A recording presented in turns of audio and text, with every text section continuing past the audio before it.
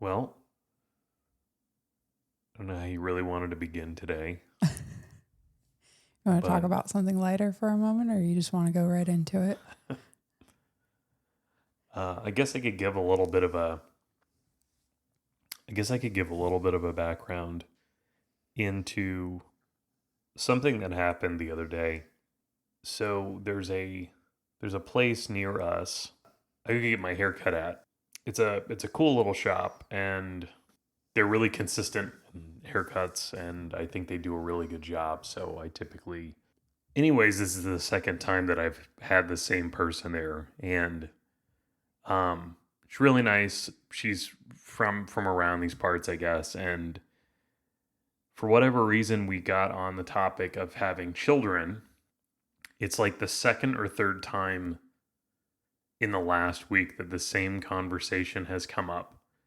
And people ask me, do you have kids?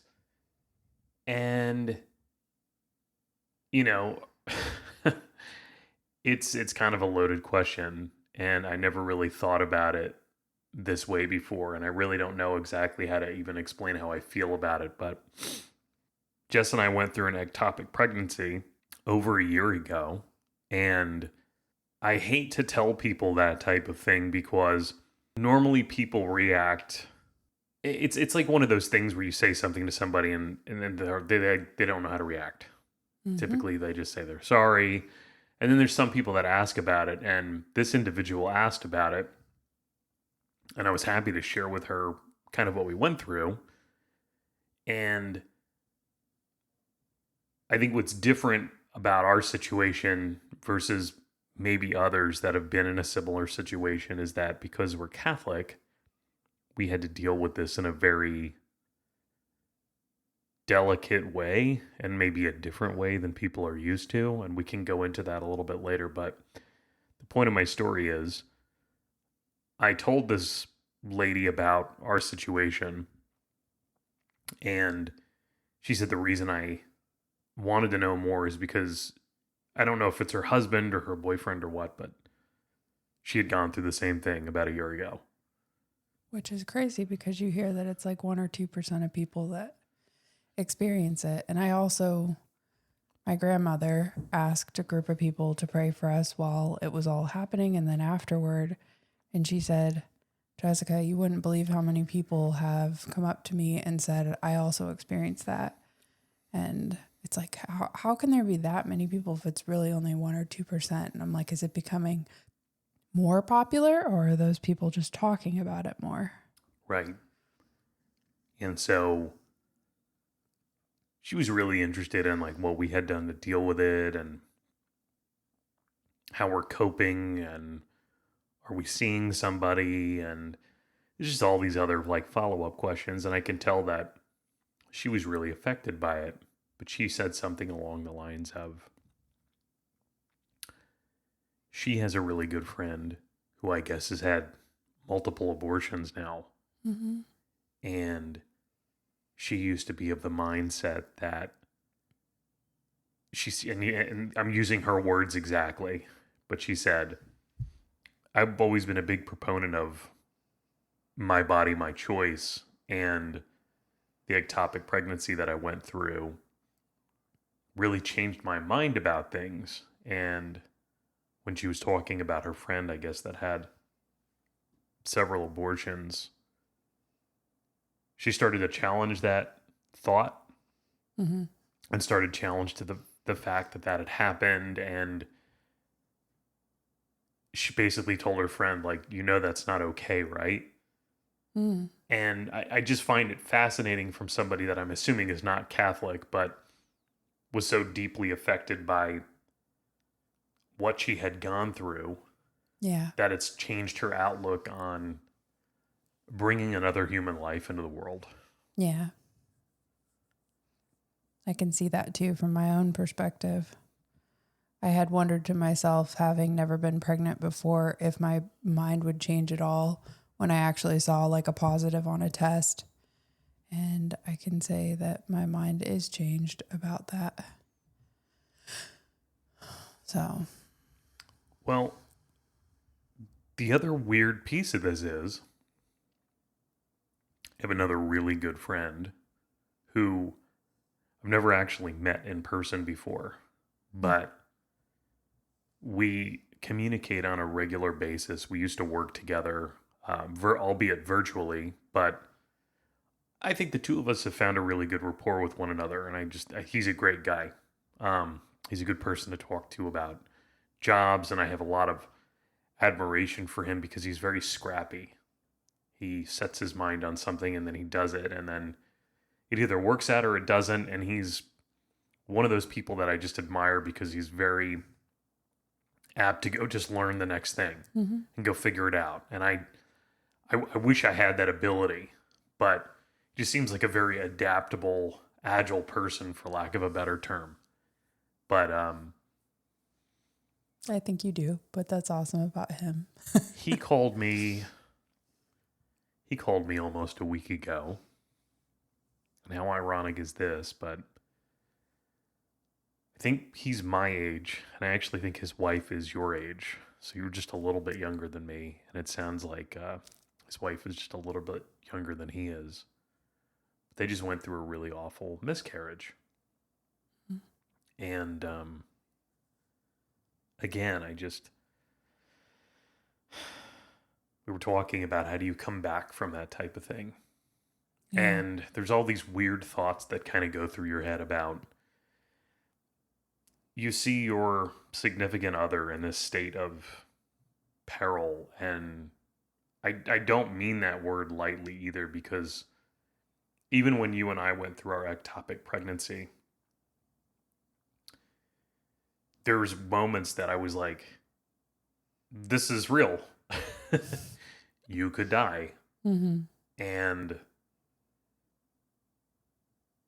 like this happens in real life, but you also have to maintain some type of semblance of a job. And I almost want to say like real life, but it's like life goes on and you still have to go back to it. And it's such a weird, like, might be very strange for somebody listening to this to comprehend what I'm saying, but I think you can relate it to grief too. Like when you lose a person. Right. Who's always been there. And then it's like you also have to do life at the same time. But it's like this huge thing happened and my world is forever changed. It's a good way I think that's a really good way to put it. Thanks. I've experienced it a time or two. But I just, I'm trying not to mention names here because I don't want to call anybody out, but I think the world of this guy, and my heart just goes out to him and his wife. Me too. And, sometimes the best thing that you can do is listen. Yeah. And then I've also had in the last, I think 2 weeks, just conversations with people where they're like, I don't know if something's changing in the world or if people are just talking about it more, but it seems like so many people are either experiencing infertility and not able to conceive when they want to, or have experienced some kind of miscarriage. And I'm like, how is it this many people?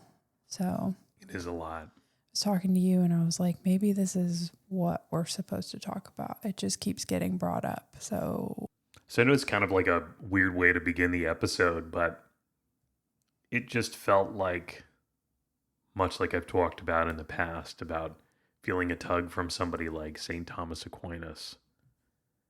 I think Jess and I have both had multiple instances over the last couple of weeks of people talking about miscarriages or their pregnancies maybe not working out as planned. Mm-hmm. And it felt like a good topic to speak about because we've been through something similar. Yeah. And if we can help somebody not feel so alone. Yeah, I think that's the biggest thing is that when I talk about how do you come back from something like this, how do you figure which end is up again? Mm-hmm.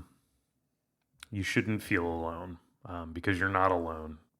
I don't know if you want to start off the conversation or Sure.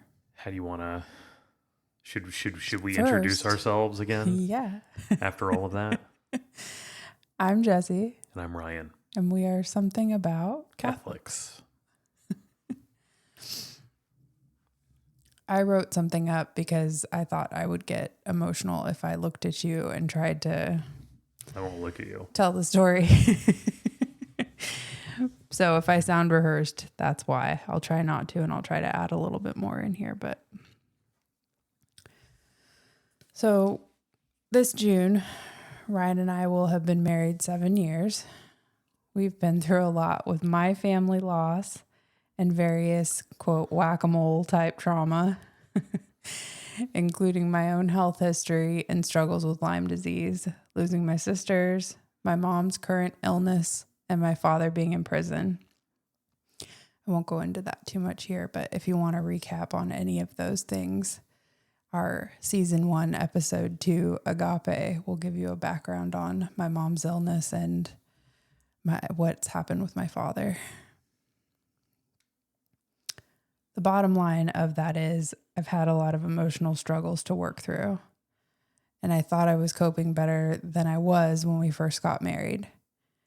And then when everything with my mom's illness started to amp up shortly after we got married, and both myself and my brother were trying to help caregive for her at the time, I realized I wasn't handling it as well emotionally, and I wasn't taking care of myself as well as I thought I was. I was having anxiety and anxiety attacks all the time, and I wasn't making it to life things that I wanted to be able to participate in. And I felt like I was letting everyone down, Ryan very much included. Is there anything you want to add, or you want me to keep going? I'm going to very much try not to cry this entire time. I would just say that I've spoken about this before, but when I was sharing with the young lady at the haircut place, a little about you and a little bit about your story, I just shared that she talked about how much she had struggled with her ectopic pregnancy and was almost like asking about, is there almost like a light at the end of the tunnel? And Yep. so I talked a little bit about your situation with your family and just how many things that you've been through. And even when you and I first met at college, I told this young lady that I think one of the most attractive things about you is the fact that you have been through so much and you still maintain a semblance of normalcy, because I very much think that there's another universe out there where you didn't do that and didn't have to do that. And Yeah. you could be like a shut-in. You could kind of like shy away from life, but it just doesn't, it's not your personality. And It's alluring sometimes, but thank you. I think what I would also just say is, I don't know the reason that you've been through the things that you've been through, but I can tell you that when you talk to people about what you've gone through, people really perk up and they listen. And maybe there is some type of significance in there, even if people don't necessarily share with you what they're going through. Thank you. I hope do so. think that there is a significance in God using you in some way to share with others that they're not alone. Thank you. I like to think there's a reason for everything because it keeps me going. So that plays into that, and that's helpful. Also, I don't feel like you've ever let me down. So I want to say that as well. Thank you. So basically, at the time after we first got married, I thought I would be okay, and I wasn't doing okay. So I didn't want to bring a baby into that kind of chaos. Wanted to be better for our potential child. So I started delving deeper both into our faith and starting to go to counseling consistency. In the past, I'd go to counseling and stop periodically. As a side note, I do think that I had a negative view of counseling in the past. I was talking to some new friends recently about this, and I thought it was worth mentioning just for anybody who may be struggling after something like a miscarriage or anything emotionally surrounding losing a child. My negative view of counseling, I think, came from psychiatrists and counselors my dad saw not being helpful to him, prescribing a cocktail of medications, and then continually upping doses, which we think caused him to go psychotic. So I always kind of thought in the back of my mind, if I went to counseling to help myself mentally work through some things, it would actually turn into some kind of horrific situation like my dad's, where I would be recommended medication and then not react well, and on and on and on. Basically, when I was struggling at the beginning of our marriage, I did finally find a trained counselor who's helped me immensely. And I'm not fixed per se, but I can function much better. And I am at ease in ways I didn't think possible after having worked through some things with her. This just feels like a fact to mention that my current counselor of the past couple of years is not Catholic, but I think that having a counselor who teaches tools and allows me to place things like saints, God, the Holy Spirit, Jesus, Mary, basically whatever parts of my faith that help me as sources of comfort when leading me through exercises has been helpful. Like tying my faith in that I'm currently trying to work on and deepen to strengthen it by proxy and ground me to the present moment versus getting stuck in the past or the future, which causes the anxiety that I deal with.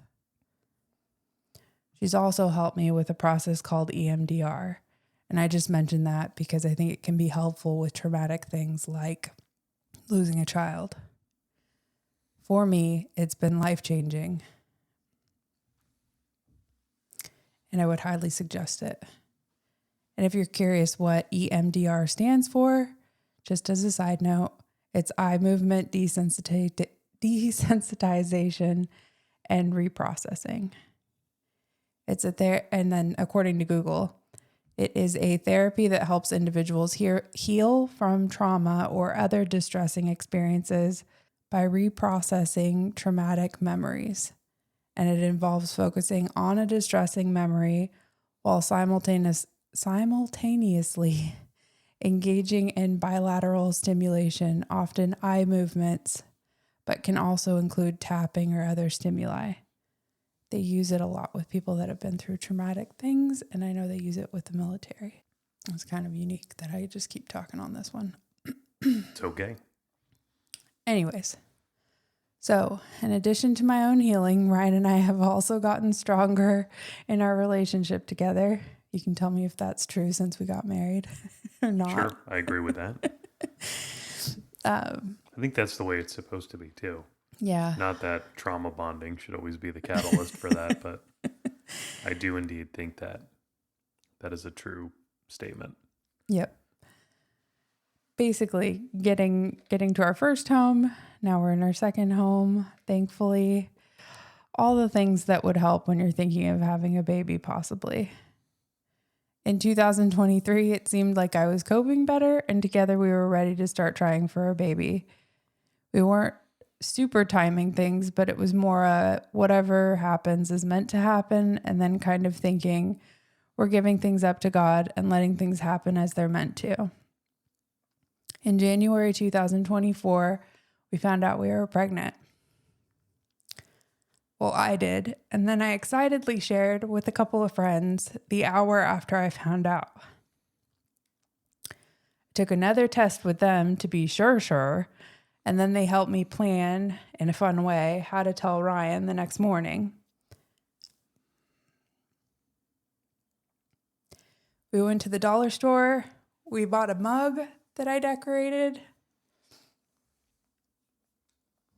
with number 1 dad stuff, and we put the pregnant test from the night before inside a card.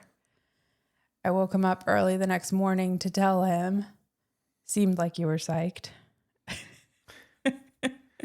I think for whatever reason, really didn't sleep the night before. It was probably me next to you. And it was like you got up super early. So just for context sake, I typically work 3 days in office and 2 days from home. And historically, I'd work from home on Monday, go in Tuesday, Wednesday, and Thursday, and then work from home on Friday. And on the days that I work from home, I would typically get up a little bit later than normal because I could sleep in, even if it was like an extra hour. And on the days that you're home, I usually sleep as long as you do. I don't get up early with you. So it was weird that I was up around the house, like trying to get together my little surprise for you.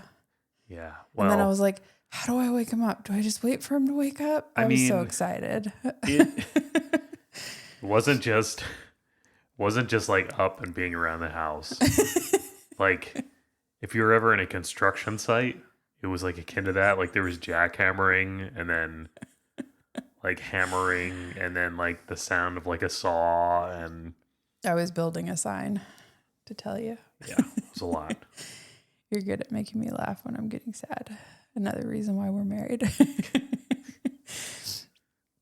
So basically, I felt this feeling of overwhelming joy and peace through the whole thing, basically from finding out to the part that we're getting to. Genuine excitement and joy, like nothing I had experienced. I was in awe that it didn't trigger any of my anxiety. I was also in awe. And it's interesting because I think from my perspective, I lived through that moment of it's really happening. Yeah. And life is going to be different from here on out. Mm-hmm. And having those range of emotions that go along with that, like I value my time, and thinking through how I'm going to have to readjust and like figure things out. And it's not a bad thing necessarily. It's just a range of different emotions, right? Mm-hmm. You're like, oh boy, things are really going to change. Uh-huh. And you look down the road X number of time, think about things. Anyways, so we were pumped. We started telling family and friends soon after. My brain did keep saying to me, unless something happens, just because it was so early in our pregnancy and we started telling people. But we still believe as Catholics, feels important to mention because our podcast is called something about Catholics, that at the moment of conception, that's a life. That's a baby.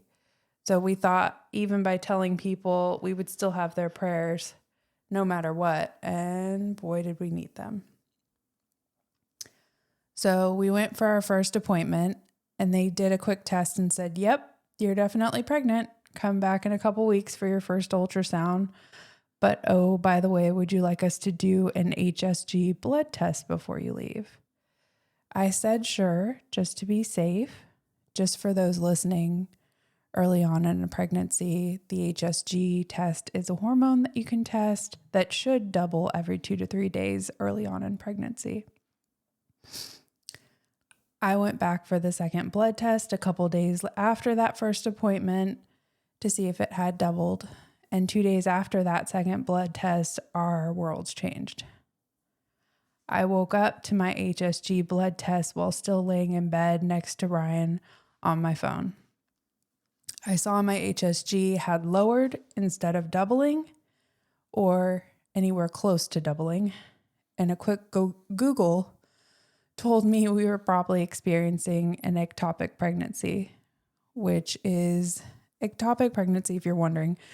It's a pregnancy that forms anywhere outside the uterus where it should actually be forming.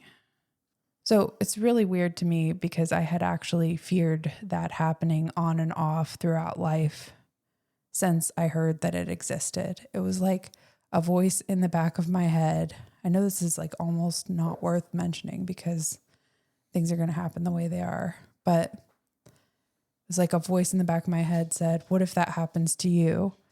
And I always just thought it was like all of my trauma of like, these things have happened. I'm just adding something else stressful that could happen to me.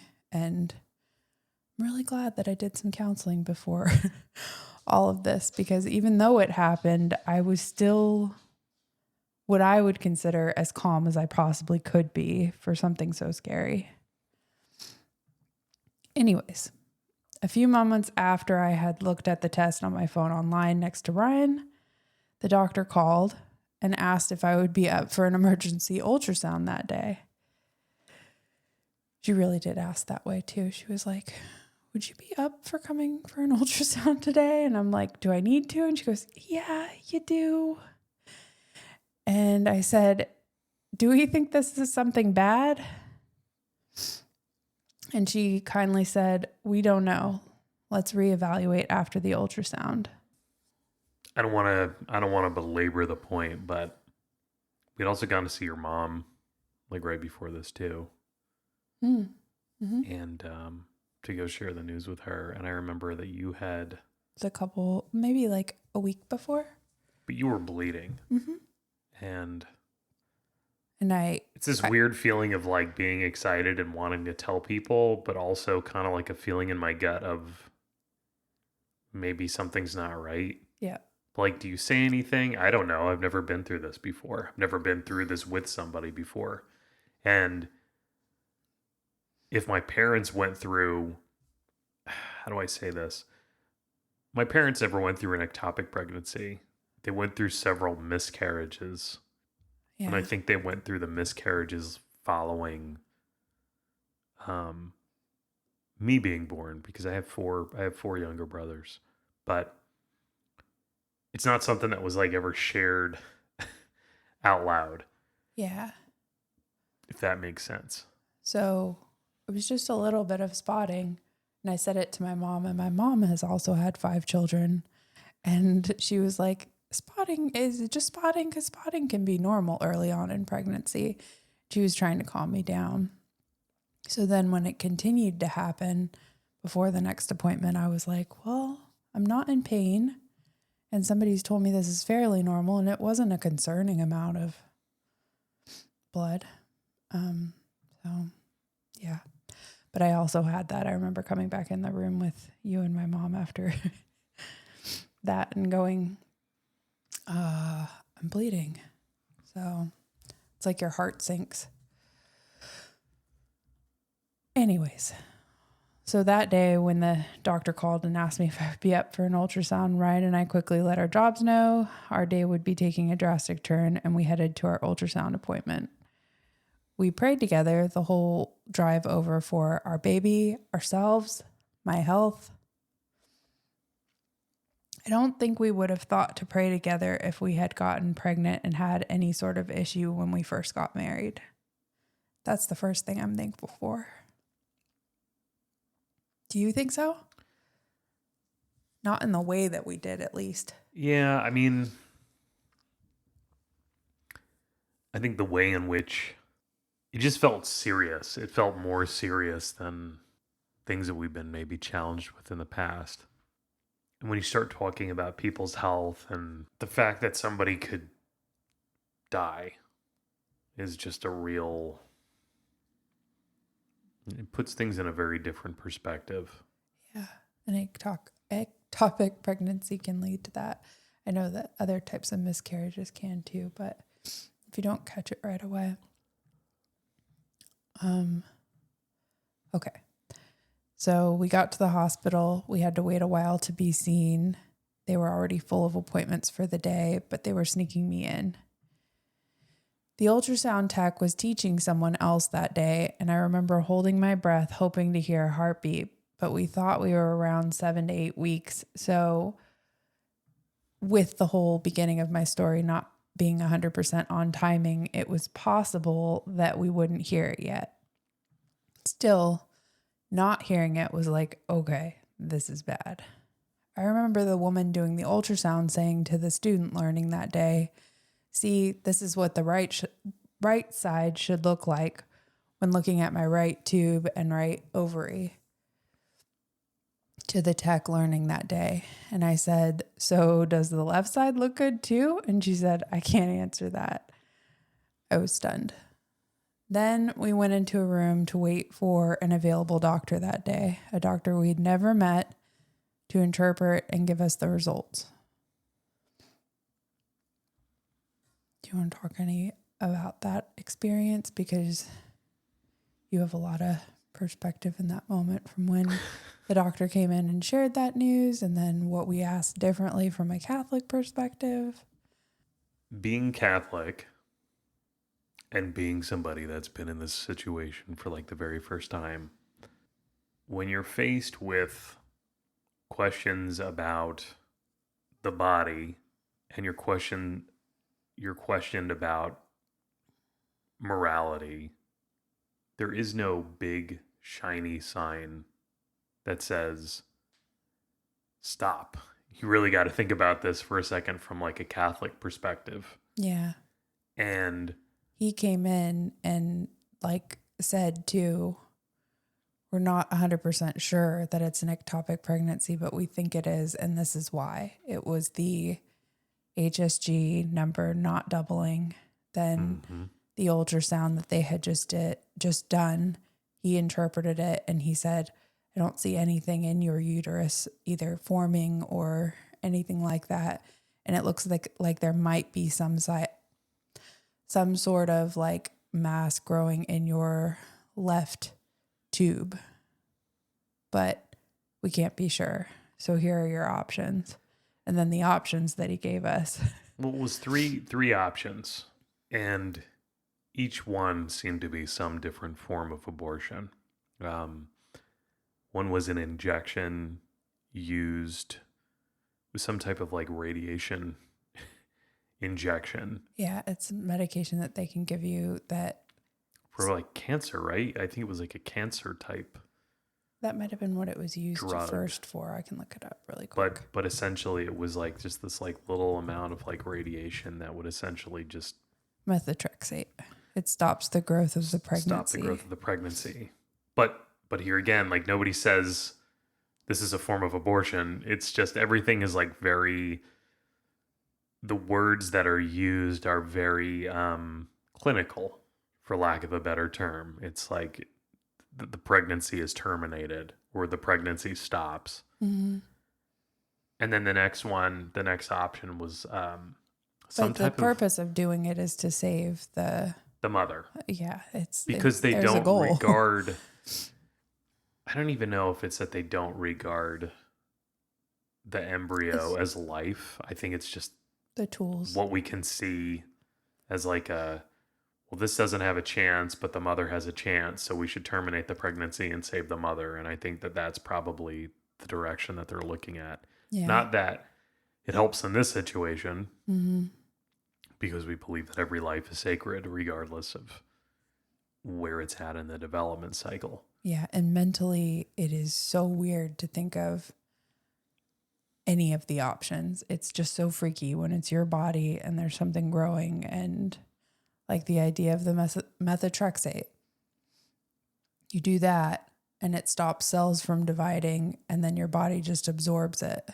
That's just so weird to think about mentally. Yeah, it's kind of grotesque, actually. Each option is so weird. And I think it must be strange for the people that have gone through that. So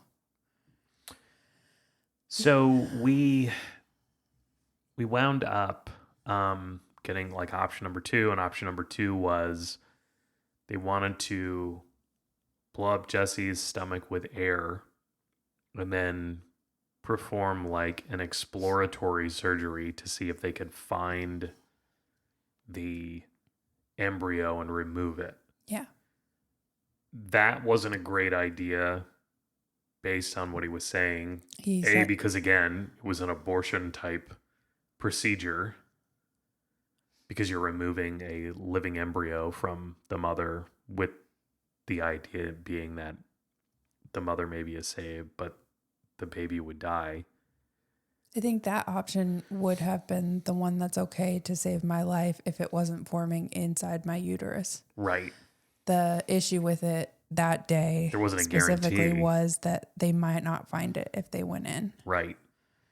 And then option number 3 sounded very much like a normal form of abortion, where it sounded like they go in almost with like a vacuum type tool and try to get the embryo out that way. Yes. I'm trying to be delicate in the way I describe this, but it really is all kind of grotesque and awful. And It is. all of these options sounded bad. And for somebody like me, where I like looked at Jessie, and Jessie had talked to me on and off before any of this had happened about an ectopic pregnancy, and like how small of a chance that is and what it is. And now we're going through it, and she looked at me and she's like, almost like mouthed to me, I can't believe that this is happening. I said it out loud. I kept repeating it. And I can't, and I'm sitting there like trying to process this information so that I can make a decision with Jessie on like what we should do. And the doctor was also acting like it was needed to make that decision like right in that immediately. moment because he was afraid. Right. So he, Because I don't know if you've ever seen a concerned doctor or been in a room or a situation with a concerned doctor, but it's very scary because it's very matter of fact. And it is like, there is this urgency. And in this case, like a life and death type urgency. But at the same time, I'm going, holy shit, we're going through this, but none of these options seem like they're in line with Catholicism. Yeah. And so it's this extra wrinkle to this situation that we now have to deal with. Like the options that were presented are insufficient.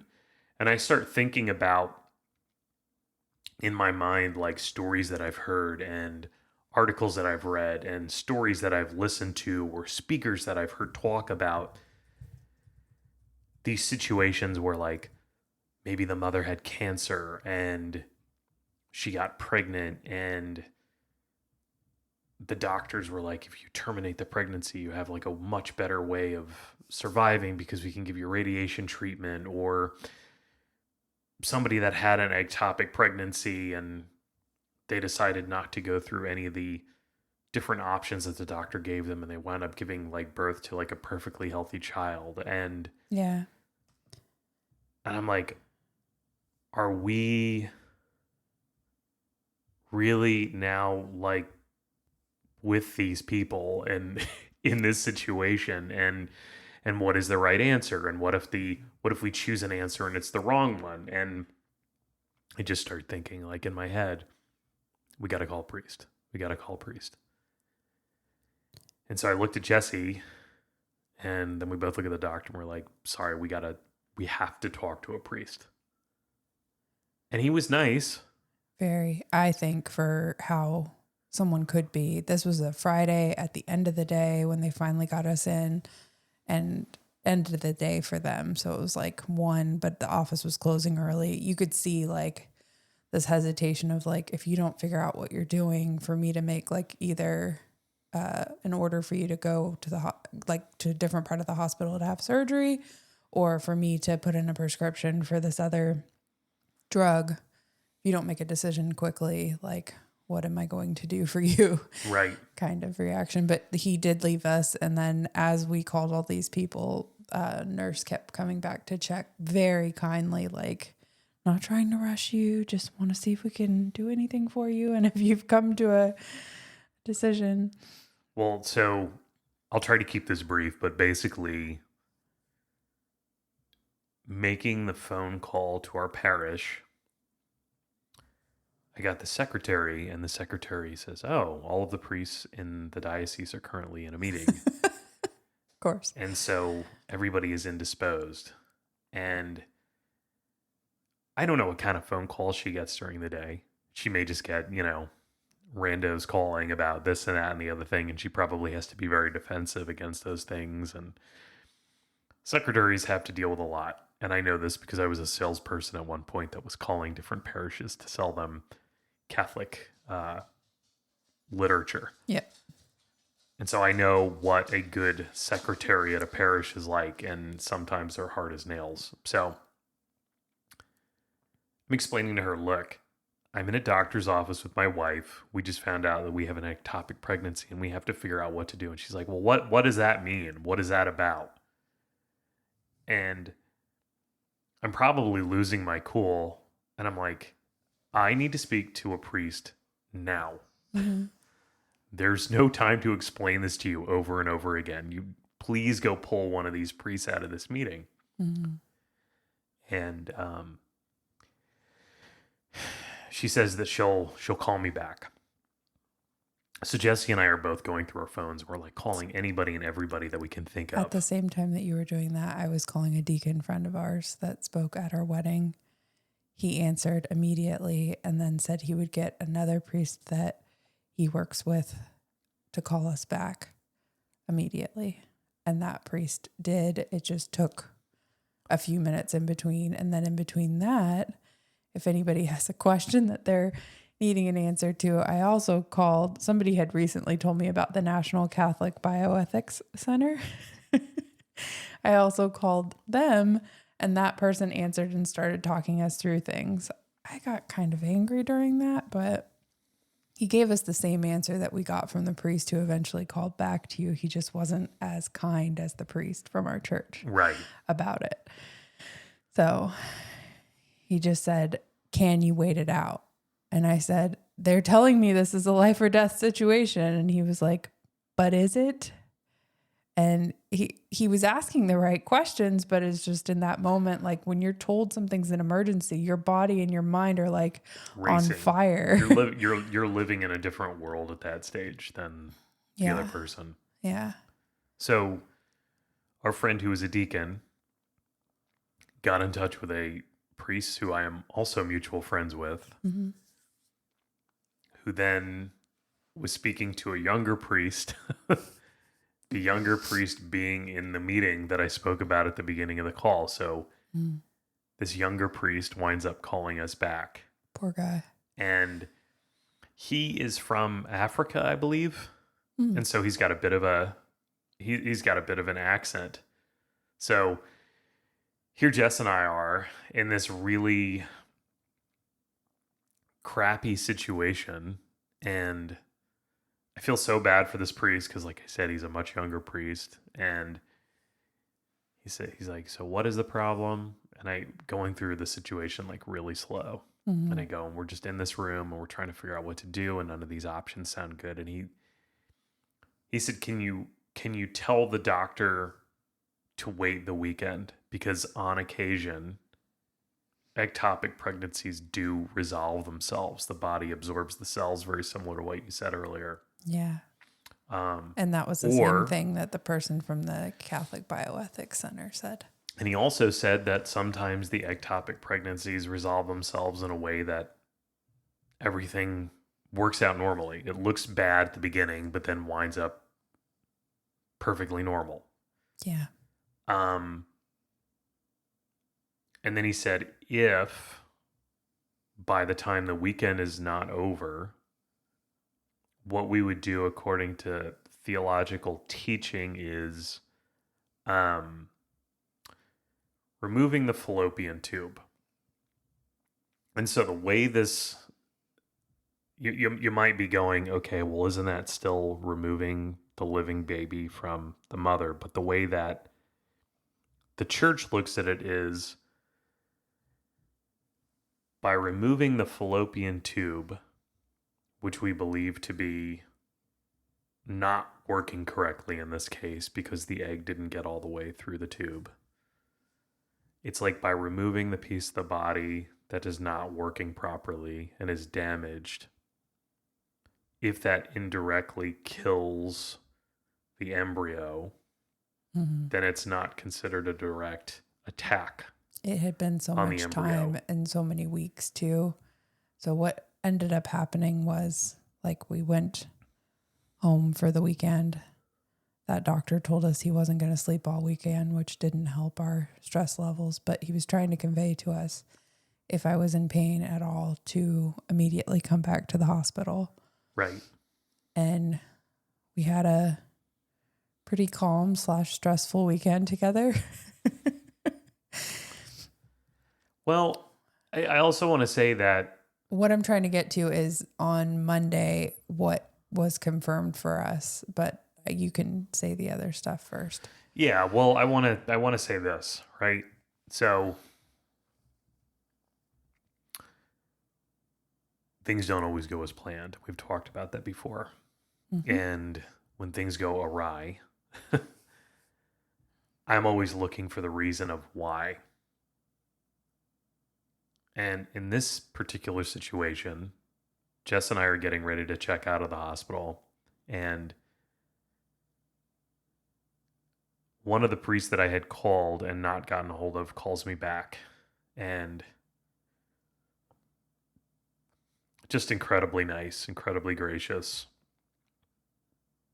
And he starts telling me about how we should start saying that it's St. Joseph Novena. Yes. And that it's brought a lot of people a lot of peace, and even in some cases provided somewhat of a miracle to people that are going through something devastating. And not only that, but he mentions that there is a doctor here in the city that is a big advocate for standing outside of abortion clinics and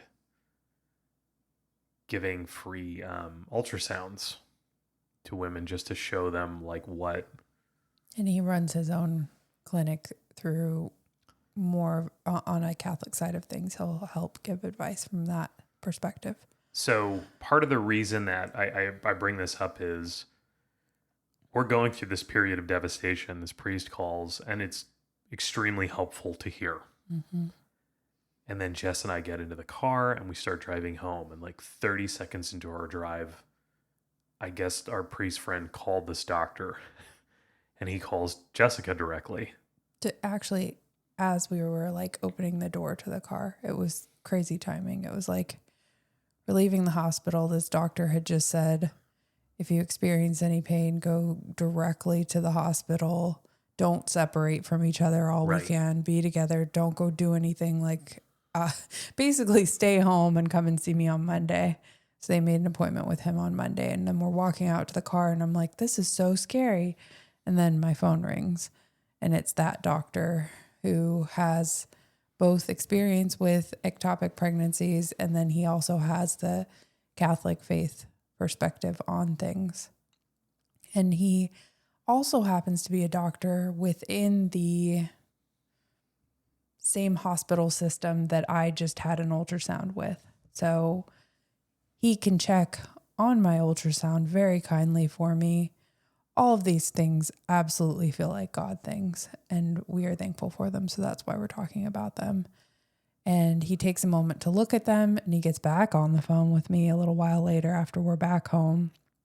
And he says, yes, it does look like there's something in your left tube. Yes, I think you're going to be safe at home for the weekend. Yes, if you have any pain, go directly back to the hospital. But I have heard of and I've seen instances where the body just takes care of an ectopic pregnancy on its own. and you could be fine. It's good that they did. So before we left the hospital that day to go home for the weekend, they also did a repeat HSG test to see if it went up or down in that time. And if it had gone up on Monday, then there was a possibility that it was still growing in my tube. Basically, it could give us information like that. So he said they've done all the right things. It was just nice to have another doctor look at things, and then another doctor who also had our faith, similar way of thinking and hoping about things, talk us through. So we spent that weekend together. And then Monday we went back to the doctor, and he came into the room and he said, you didn't come back to see me at the hospital over the weekend. Good. Asked me if I had any pain. I still didn't have any pain. I thought I had kind of like an uncomfortable feeling, but not pain on my left side. So he said, your HSG has started rising a little bit again. So it's probably growing in your fallopian tube.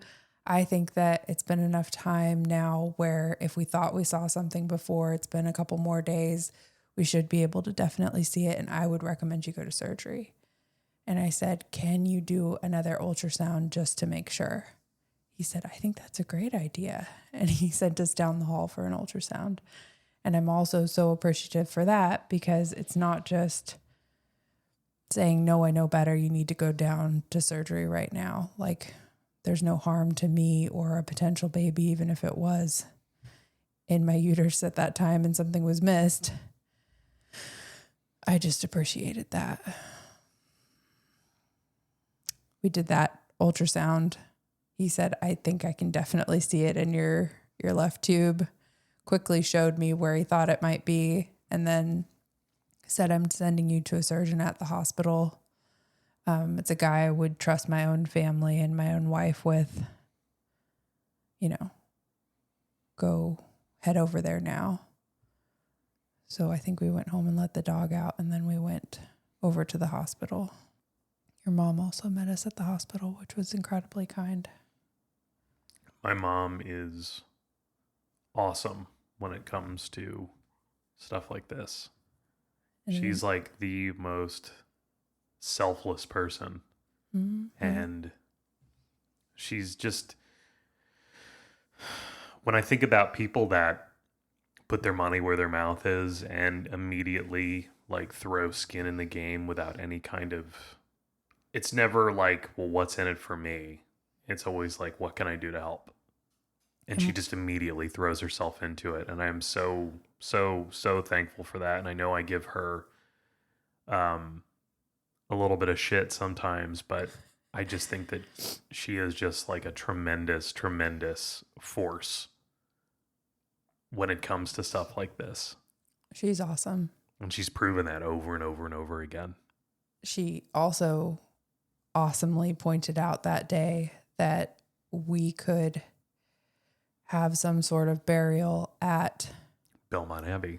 The college that we met at happens to be a Catholic college as well.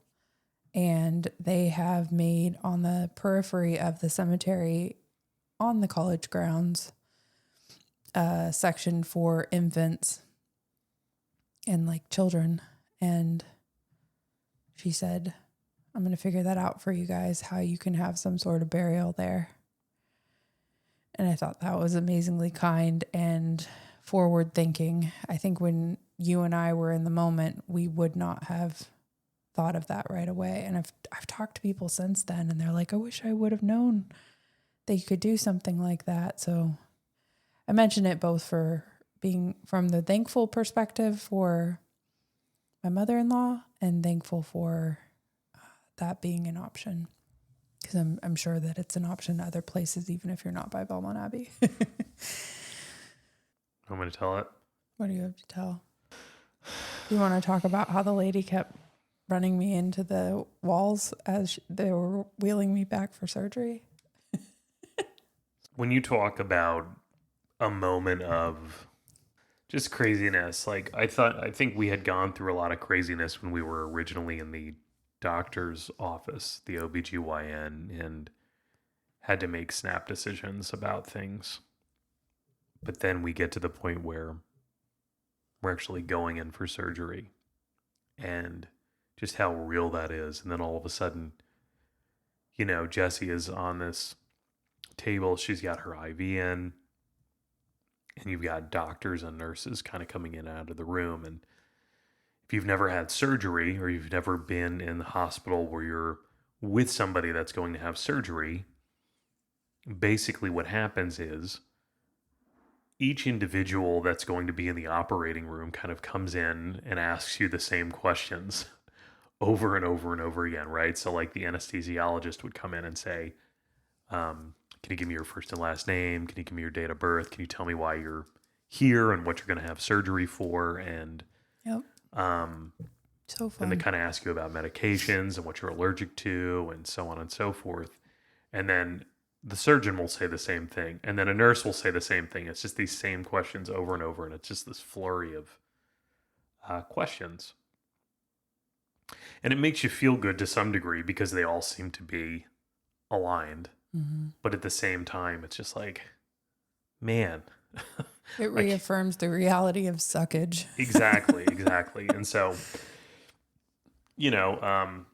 Jess is like, I don't want to say half awake, but you're not totally on planet Earth anymore because of the IV.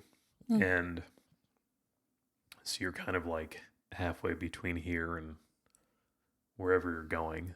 And They had me take out my contacts too, which is always disorienting when you really have sight as bad as mine because I can't see anything or anyone anymore. I felt like the nurse was also having a little trouble rolling around your the table that you were on because it kind of went into like a couple walls, and I'm like, what is going on here? She was taking me back to the operating room, and partway back I said, I'm so sorry. This has all been so fast that I haven't gotten to go to the bathroom. And she was like, no, I'm just so sorry for what you're going through. As she's hitting walls and running me into things. And I'm like, it's okay. I think she was mentally distracted by like how sad she would be if it was her or her child or her friend. Like, I just kind of felt like I felt that from her. But It was an ordeal.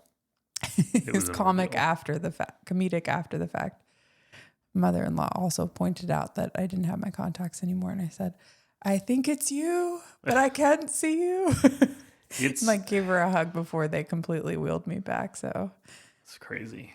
And so, we they take her back, and I wound up being in the lobby for a little while Jessie was under. And they said that it was going to be a relatively short surgery, very quick, and had a high likelihood of success. So Jess was under, and I was talking to my mom in the lobby, and she's telling me about a possible burial at Belmont Abbey and how all of that would work. There would be like a small gravesite service, and just being torn between Jess being in surgery and the fact that we're talking about burying the baby that they're removing. And I can't stress enough how surreal this all is. mm-hmm.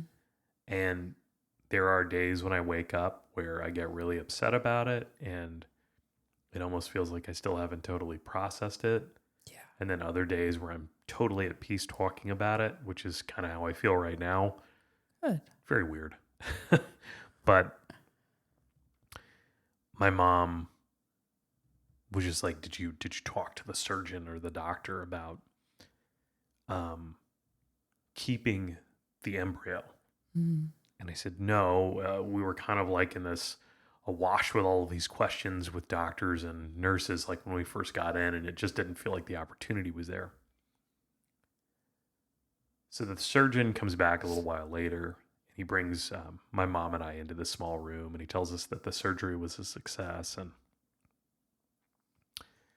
firstly, I'm very thankful. And then I said to him, I know I probably should have asked this beforehand, but we would really like the we would really like the embryo because I'd like to bury the baby. And I got a little bit of animosity back about the fact that I hadn't asked this question prior to surgery, and that it was a bit of a uh, burden almost to do this after the fact. And I will tell you that my mom was like a bear, and she had my back the whole way, but she was like, well, we need this to happen. So what do we need to do?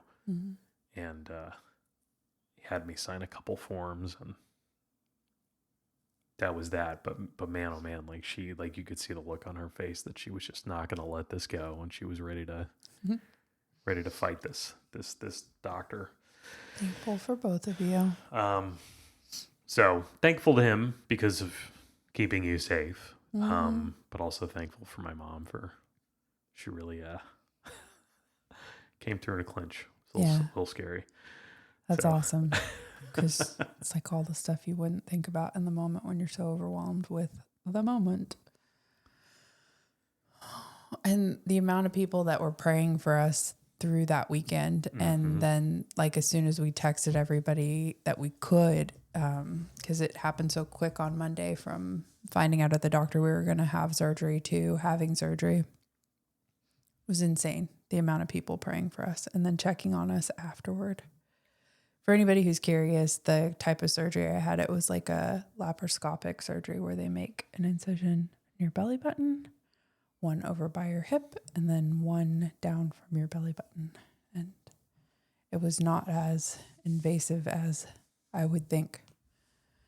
I did have a horrible rash reaction afterwards, but I kept telling myself it was small potatoes compared to what other people have to go through. So I came out of surgery and then we went back home. Your mom came home with us. She stayed with me while you went to go get food. Yeah, I went to go get food for everybody. And she's trying to come down and try to come back to the reality of what is now, because we've gone through all of this weirdness. You know, in one way, as strange as this it is to say, I think it's brought us closer together.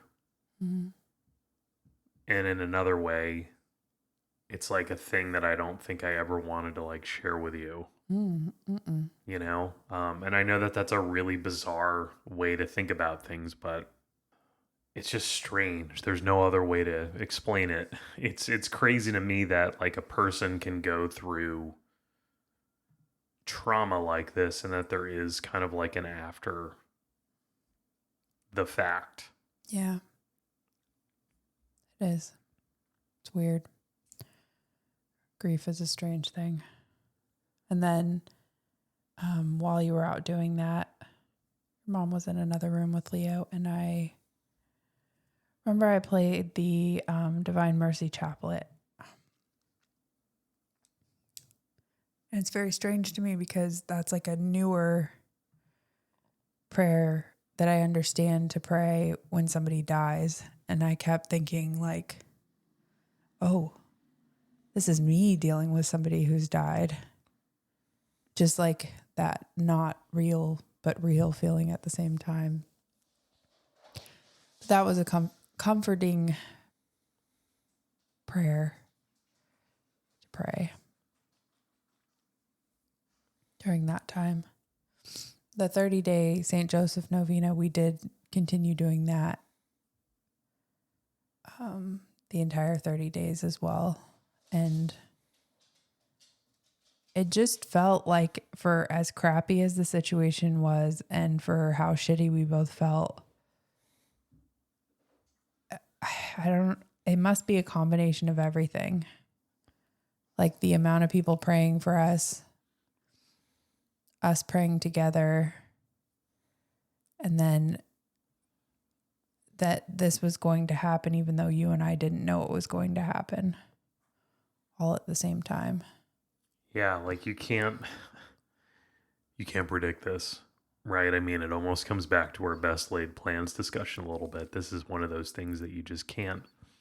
Like you said, you have all You these can't like make it hopes up. and dreams. Like the moment that you find out that that's like, you get the test and figure out that you're pregnant. Like you imagine like years down the road, even just like weeks down the road. And then all of that goes away when you realize that you're miscarrying or you experience something like we did. And then the amount of people that we've encountered since then that have gone through something similar has been insane. For me too, so I had the surgery. And then I think like 2 weeks later, we knew we had the burial. We got everything scheduled at Belmont Abbey, and that was able to happen. And then I also was in the middle of, I've mentioned it probably like every podcast episode we've done, how it's helped me so much. I was in the middle of planning the next retreat. After the retreat that I had gone through, I went through like a year of formation with some ladies, and then we were at the tail end of putting on our own retreat the following year for people. So I missed a couple of planning sessions, and then there was one that I absolutely needed to go to, and I went to that.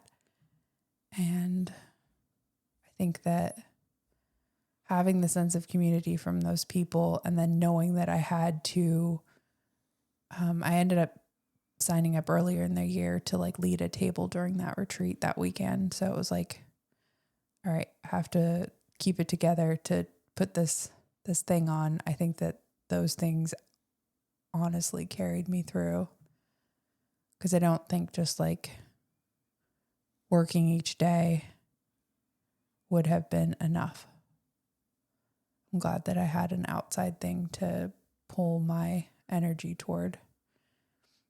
And I say that for anyone dealing with something similar. It's like there needs to be something, for me, there needed to be something outside myself that I was focused on. I had the opportunity to share it at my welcome retreat too. Yeah. And it's therapeutic in one way to share it with other people, but then you do have people come up to you after the fact that you've talked about it and thank you, because people have gone through similar things. They've gone through miscarriages, they've gone through weird pregnancies, they've gone through really awful situations. And even if it's just sharing a story to tell people that they're not alone, which is a lot of the reason that we're talking about this today,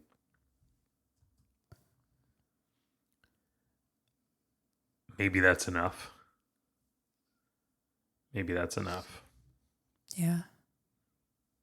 I think what we currently struggle with, though, is we would still like to have a child. I agree. And if anything, instead of deterring us, which like logically in my brain and when I've talked to other people, it would make sense if something so traumatic happened, if you would go, maybe I would be okay with adopting, but I don't think that I necessarily want to go through the physical side of that. But we very much would like to have biological children if God allows that.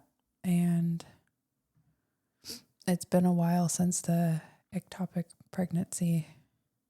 And I've had various like signs that something's like off fertility wise since the ectopic pregnancy that people haven't been able to give me a for sure answer on. And it's been a lot of like tests and talking to different doctors and throwing different things around. So I think that only adds to the level of stress. But being able to talk to you in the form of this podcast and in our marriage and being able to pray together has been very helpful through this whole process. And whatever's meant to be is meant to be. But I think that I didn't understand the longing for having a child before losing one.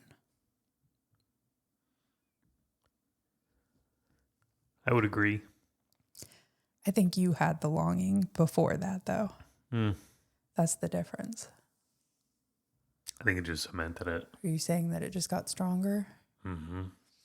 Mm. Yeah, I'm sorry. I am too. I'm sorry for anybody experiencing or who has experienced something similar. Because it's awful. But there is an afterwards. I mean, things do get better and life does go on. And even though it still hurts, I think the thing that really cemented the two of us and our journey through it was the fact that when you talk about God's direct hand in something, this is one of the first instances that I've ever gone through and just felt like there was this driving force that I felt was kind of over us. This, I don't want to say like a blanket, but I never felt like Jess and I were alone. Yeah. As hard as all of it was and as crazy as things got, I never felt like we were alone. And I think a big piece of that is the fact that despite how challenging it all was, I don't think we ever lost sight of the fact that God was still at the center of every decision that we made and every move that we made.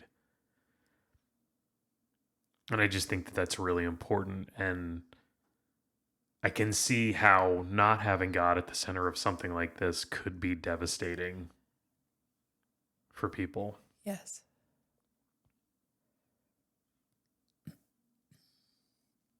So I don't know. I don't know where we would be if we didn't have God at the center of all of our decisions and decision making. And I think we were just shown throughout the entirety of this process that whether it be the two doctors and priests that contacted us within minutes of leaving the appointment, my mom being there for the surgery part to help and push us forward. Yeah. The fact that we now have a baby buried where we met and where I proposed to you a gazillion years ago. It's just like you can kind of see it's almost like this tapestry and God has just like woven it all together. Yep. And when we talk about having faith and we talk about it's like the great unknown, you just don't know where you're going to be at the end of these decisions. But I think, again, I just never felt alone in any of the decision making or any of the journeying through all of this hardship together. And I think a big piece of it is because we had God at the center of it and we never lost sight of that. And I'm not saying it to brag. I'm not saying it to make people feel bad. I think it just goes to show how important it is that God is at the center of everything that we do and is at the center of every decision that we make. And I think I would leave people that with the fact that it's such a big part of all of our lives, whether we recognize it or not sometimes. And I don't know where we would be without him. Yeah. During that time, someone also sent me a prayer. I won't say the prayer. So you can look it up if you're curious. But there's a saint at the time. She was a doctor and pregnant. But I think that they found out that I can look it up. But Saint Gianna Molla, she was a physician and pregnant, and then they found out that if she kept the baby, she was going to die. She ended up carrying the baby to term, prayed the whole time that both she and the baby would make it, but she did not. The baby made it though, and there's a cool story about that, but awful, but cool story at the same time. But part of the prayer is whatever God wants. And that is helpful to me personally because it takes my brain out of ruminating over sad and stressful things. It's like whatever you want, whatever God wants. So I remember saying that prayer the weekend that we were waiting to see what was going to happen.